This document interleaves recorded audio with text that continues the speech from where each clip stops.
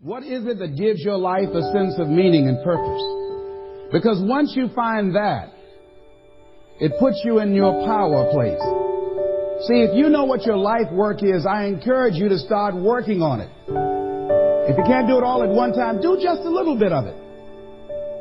And if you don't know what it is that you showed up to do, if you don't know why you're here, I encourage you to find out what your purpose is here. What is the meaning of your life?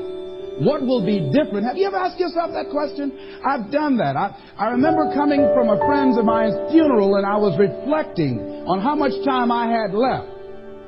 And I went for a walk in a park thinking about this guy whose life was so promising. And I mean, he wasn't an old guy. He was quite young, in fact. And I thought about all of the things that he said he was going to do, and he never got a chance to do those things.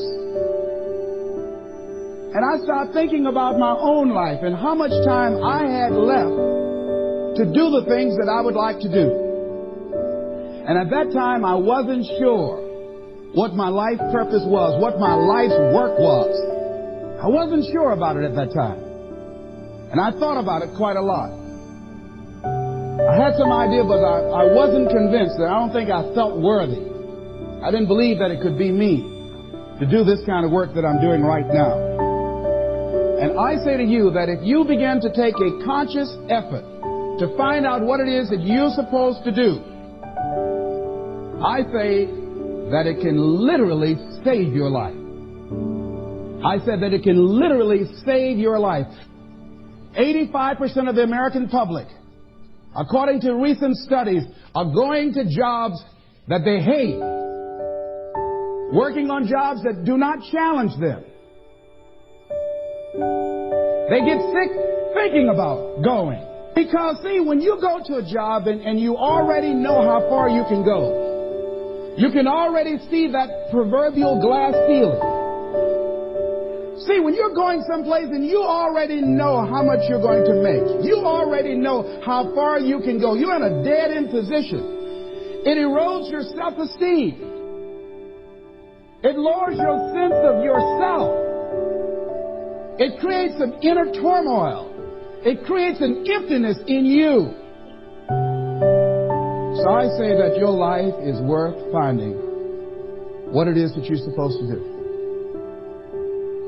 And I'm not saying quit your job. I'm saying find it and do just a little bit of it. Just start working at it just a little bit. But do find out what your work is and hold on to it and don't let your dream go. Don't let it go. See, and here's something else I want you to begin to look at. Why is it that most people don't pursue their dreams or don't do better than what they're doing if they're capable of doing it? I think that many of us don't go the next step because we don't know what to do yet. And I say that the reason that we don't even explore the possibility of what to do is because subconsciously we don't believe that it can happen for us and we don't believe that we deserve it. So here's what I'm suggesting. How much time do you spend working on you? How much time do you spend every day working on your dream? In the last 90 days, how many books have you read? In the last year, what new skill or knowledge have you acquired? What kind of investment have you made in you? So I'm saying that as you begin to look at where you want to go, if you want to make it today, and things are changing so fast, you have to literally run to stand still. I'm saying that you've got to make some conscious effort to begin to work to develop you. Here's something else. Most people are not living their dreams because of fear, ladies and gentlemen. Fear, limited vision, and lack of self-esteem is what keep most people doing things they don't want to do.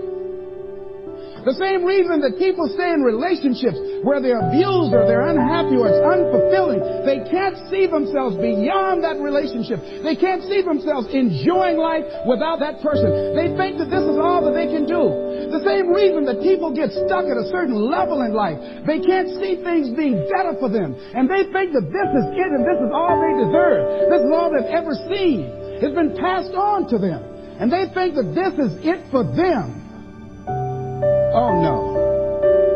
I was looking what Dr. Blanton Smiley Blanton, who is a colleague of Dr. Norman Vincent Peale, what he said about fear. He said, fear is the most subtle and destructive of all human diseases. Ladies and gentlemen, fear kills dreams. Fear kills hope. Fear put people in the hospital. Fear can age you. Fear, ladies and gentlemen, can hold you back from doing something that you know within yourself that you're capable of doing, but it will paralyze you. And it seemed like you're in a hypnotic spell. And I ask you a question, what is the benefit? What's the benefit of allowing fear to hold you back? What's the benefit of giving up on yourself, of not stepping out on life and taking life on? What is the benefit for you? What's the plus in that? It's one of the things I had to ask myself. So I didn't want to make any mistakes. I wanted everybody to like me. I wanted to be perfect the first time I did something. It's not going to happen. You're going to make some mistakes. You're going to hurt some folks' feelings. You're going to create some enemies whenever you decide that you want to begin to take life on. You've got to ask yourself, how long am I going to allow this to hold me back? I like what Zig Ziglar says. He said, fear is false evidence appearing real. That is an illusion that we create in our mind. It is a state of mind that can be changed. So let's look at how we can begin to take some steps to restructure that fear, to begin to expand our visions of ourselves, to begin to increase our self-esteem. Webster said that self-esteem means confidence and satisfaction in oneself. Look at your life right now. Whatever you've done up to this point in time, your life is working. Whatever you have produced, it came out of you as a result of the kind of person that you have become. It's a result of your choices. It's a result of your consciousness. Now you have to ask yourself, are you satisfied with what you have produced? Is this what you want? Would you like for things to be better than this? Do you believe that you deserve better than this? Or are you content? This is it. You don't have to do anything else. That you already resign yourself in life and say, well, I'm happy. I'm not starving like the people in Calcutta. Are you allowing yourself to get off the hook like that? Or do you believe somewhere in the back of your mind or in your heart that there's some other great work for you to do? There's something else that life has for you. And that's why you're here. How do we handle this fear factor? How do we increase our self-esteem? You have to begin to fortify yourself. How do we do that? I believe that you have to begin to consciously monitor your inner conversation and start talking to yourself. Start building yourself up. Sometimes the only good things you will hear about you are the things that you say to you. So I'm saying learn to be your own booster. Start building yourself up. Start encouraging yourself. Start saying, I can do this. I can make this happen. When I started thinking about becoming a speaker, I said, yes, I can do this. I can make this happen. When I start trying to convince myself I can be a businessman after flopping and failing and losing thousands of dollars and feeling stupid and dumb and having people take advantage of me because of what I didn't know. I had to talk to myself because people were saying to me that I was dumb. And somewhere in the back of my mind, I was saying, you're right. Look at what I've done. I had to say, no, Les. Hey, come on, man. Get yourself together. You can handle this. You just haven't figured it out yet. It's all right. This is your training period. This is the tuition you have to pay for what you don't know. You can do this. Other people have done it. It doesn't take an Einstein. Get you some people that can teach you some stuff that you don't know. Get you some people that have done it successfully and learn from them. Take some seminars, workshops, read some books on how to manage a business. Change the way you see yourself and begin to tend to the personal details. Understand that nobody's going to take care of your business better than you. And when I start changing that kind of mindset of beating myself up because of my mistakes and start looking at the possibility of my doing better, of my making the adjustment that would enable me to do what I want to do successfully, things begin to change. I say, stop beating up on yourself. You do it. I know you do it. I've done it. It's a natural inclination for us to put ourselves down. See, we are born negative, I think, in a negative consciousness because we live in a negative world. Here's some other things, ladies and gentlemen. Begin to guard your... like turn off the television. Don't watch the news. So you've got to guard the kinds of things that you put in your mind. See, if you don't program your mind will be programmed, because human beings are goal-oriented. That's why we die of broken hearts early. That's why we're running through life to early graves. We're going through life, ladies and gentlemen. And I think that Henry David Thoreau said that most men live in quiet desperation. Most of us go through life running scared. So we created this in our minds, false evidence appearing real. We made it real in our minds. That's why Churchill said there's nothing to fear but fear itself. That's the destructive monster. So turn off things that can contribute to your fear. Turn a deaf ear to people that all they can do is talk about how negative things are, because they have bought into the consciousness of the world. Start attending workshops, seminars, listening to tapes on a daily basis to begin to recondition your mind, to retrain your thinking. Faith comes by what?